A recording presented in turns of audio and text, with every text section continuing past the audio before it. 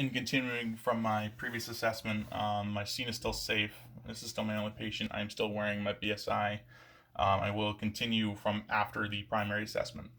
This time I would obtain vital signs to the best of my ability. I am unable to obtain a sample history because my patient is still unconscious. From there, I will do a detailed trauma assessment. So I'm going to inspect his face, his mouth, his nose, and the rest of his facial area for any sort of deformities or injuries. I'm going to also assess his scalp for any deformities in the skull. I'm also going to assess the back of his neck, his spine for any deformities around my partner holding C-spine. I'm going to assess his pupils for pearl. I have a light. I'm going to assess, moving down, I'm going to assess his jugular veins for distension at all. I'm also checking for the position of his trachea, making sure it is still in line. From there, I'm going to palpate the chest. I'm going to look for any sort of deformities or injuries to his rib cage. I'm going to palpate as well, all around the quadrants. I'm also going to auscultate, listening for lung sounds.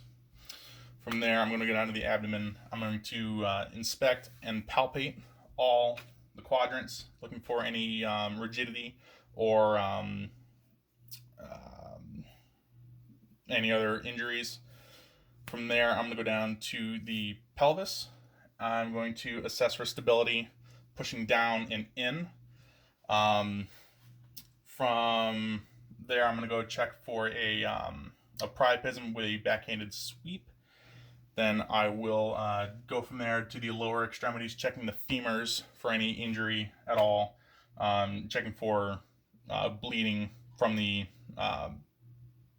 femoral arteries.